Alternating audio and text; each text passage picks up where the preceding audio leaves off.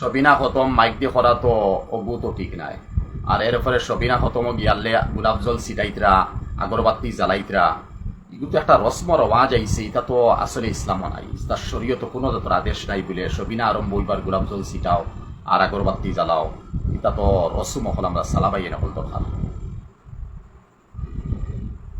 ভাত খাওয়ার সময় সালাম করা কি জায়েজ হবে? খাওয়ার সময় সালাম করা যাই আছে না দেওয়া বলা, এতে সালাম দিতে পারবা। কারণ ভাত খাওয়ার সময় কত মাইসে কত গল্প করে, এর লাগি সালাম যদি দিলেন কেউতে দিতে পারবা। মা খালাদের সাথে মুআনাকা করা কি জায়েজ হবে? মা খালার সাথে মুআনাকা করতা কেন? মুআনাকা তো ইয়া তাহলে পুরুষে লোক করতো, তান্তানটে সালাম দেখবা মুআনাকা খান থেকে। ডাক্তারের কাছে বীর্য পরীক্ষা করার জন্য হস্তমৈথুন করা কি জায়েজ হবে? যখন বীর্য যে নমুনা যদি আপনার পরীক্ষা করা দরকার পড়ে গেছে, ছেলে সন্তান লাগে মেয়ে সন্তান লাগে, তাহলে যে কন্ডিশনে গেলে বীর্য আপনি বাইর করিয়া পরীক্ষা করতে পারবা, ও কন্ডিশনে বাইর করবে। শালিকে জাকাত দেওয়া কি জায়েজ হবে? শালিরে জাকাত দিতে পারবা, নিজের জেঠালিরে পারবা, ফুফুরে পারবা, মইরে পারবা, নিজের শাশিরে পারবা, নিজের শাশারে পারবা, বাইরে পারবা, বইনরে পারবা, বাতিজা বাতিজিরে পারবা, বাগনিরে পারবা, বাইগনারে পারবা, ফুফারে পারবা, মৌয়ারে পারবা। এই মতো আত্মীয় স্বজন আপনার জকাত দিলে ডবল সব পাইবা। দুধ মাতাকে জাকাত দেওয়া কি জায়েজ হবে? দুধ মাতারে জকাত দিবা নাই তো মার সমতুল্য। তালাক দেওয়ার পর স্ত্রীকে জাকাত দেওয়া কি জায়েজ হবে? তালাক হওয়ার পরে বিবিরে জকাত দিতে পারবা, যেহেতু বিবি আপনার নাই।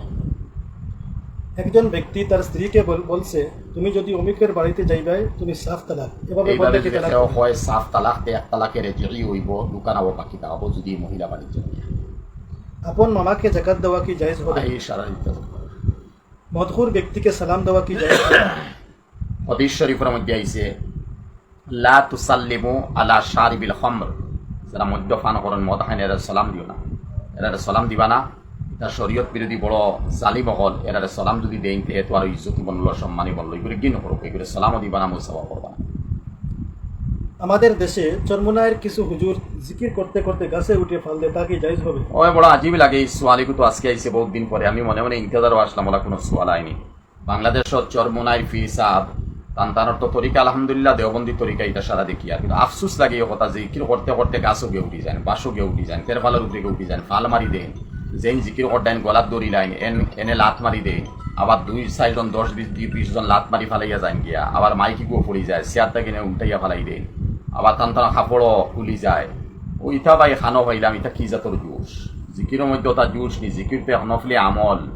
নফলি আমল তো একলা করতাম, ওই জায়গা তাই খানখা হিসাবে করি লিতরা, তো চুপ মারে করতা। ইনো এই জিকির ওই ফালাফালি লাফালাফি, তাহলে অন্য মানুষে তো আমরা দোষী যারা মানুষের জিকির মানে না, ফিরি মুরিদি মানে না, এরা তো তাদের দলিল মানে বলে ওই দেখো গাছও উঠা আর মাছও উঠা আর বাসও উঠা। হ্যাঁ, আর যেন ফির তাহলা জিকির কন্যাওয়ালা এনে গিয়া সুমা খাইতরা, এনে গিয়া গলাত গিয়া দড়ি লিস আঞ্জা করিয়া ফালমারি পড়তে এনে লাতমারি ফালাই দিরা, চেয়ার থেকে উঠিয়া পড়ি দিতরা। এটা আসলে ইসলাম ইলা কোনো জিকির নেই। এটা কিবা সিয়াতা হোকা। আর এত বড় জায়গা আর বড় মানুষ সকল, আমি ছোট মানুষ ইন্ডিয়াতে কিতা হইব, এটা জিকিরের কোনো তরিকা নাই, আর এটা হদিস কুরানো নাই। আর এই মতো তরিকা থাকি এই মতো মানে এক বেদা আতি রসুম রাখানো পাওয়া লাগবে। আল্লাহ হেফাজত করো।